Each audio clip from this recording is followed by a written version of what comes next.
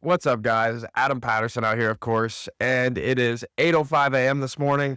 It is Wednesday, the 11th, and we're going to do a little bit of a vlog for you today because we have a lot going on, guys. So I've got a lot of freight moving today.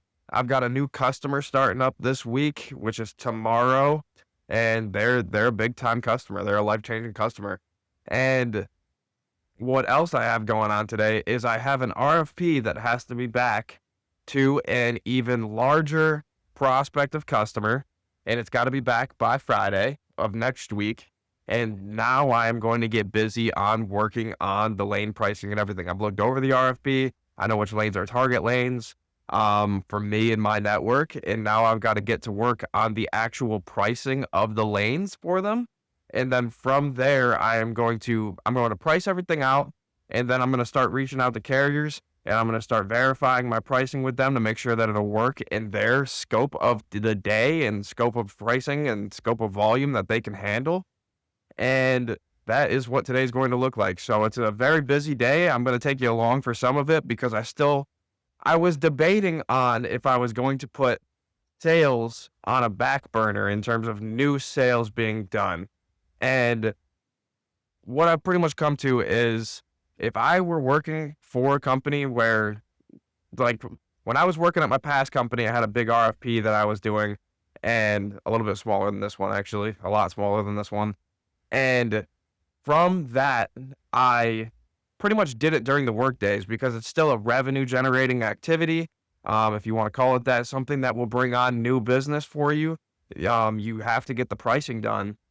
But I did that because I just didn't feel like making any more calls in that week or what have you. I was burnt out, if you want to call it that. And because of that, I kind of took the easy road out and I just didn't do any new sales for that week. I kind of burned through an entire week, didn't do any new prospecting, didn't add any new leads, didn't even generate any new leads. And I'm not going to say that my selling suffered for it because I still put up customers when I was supposed to, but I didn't actually win anything on that RFP and I didn't sell that week. So I don't want to repeat that. I don't want to put new future business on the back burner just to deal with this. Now I am debating on it because this potential account has more potential than me calling anyone else that I could know about. They're a giant customer, or would be a giant customer. And even just the lanes that are my target lanes, which is only 13 to 14 lanes, that business alone is enough to double and or triple my current business. And with that, that is giant opportunity that I now have readily available at my fingertips. And if I don't put in the work to do the homework and to do everything, I could miss out on a lot of potential opportunity just because I didn't think that missing out on a few days of sales was a good idea. So I am actually still debating on if I may just not do any new selling, just go work on the RFP itself, reach out to the carriers in my network and make sure that I have the volume to actually handle what comes from the RFP, have the pricing down correctly, and then guarantee service to this potential customer.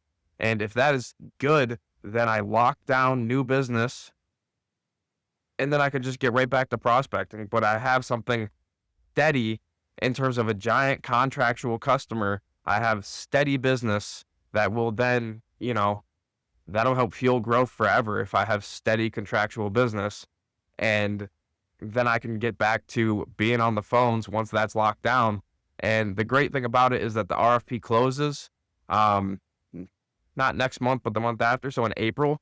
So all I have to do is get pricing done, and then it goes through a few rounds of, negotiations and first and second round, and then final negotiations, contract signing, and all of that.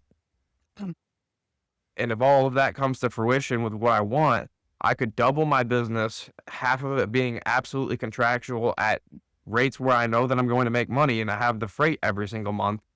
And from there, I can start expanding a little bit more and a little bit more and a little bit more. This is the type of opportunity that you use to, start really building the business. And because of that, I do want to focus on it, especially because of the time frame is into the future, but not so far into the future because there's little milestones that you have to hit.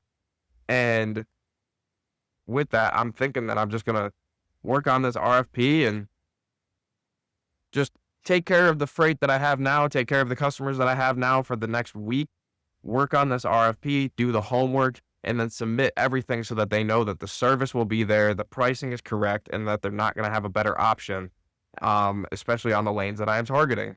And with that, I think that's actually going to be what I'm going to do. I think I just spoke myself through it, and I think I just made my mind up that that is what I'm going to do today, and for probably tomorrow, which is Thursday, and for Friday, and potentially into the beginnings of next week. And then I'll get it submitted with my homework and a little document that I'm going to type up of the homework that I did. And we're going to go from there, guys. But exciting stuff, big things to happen, big things to come.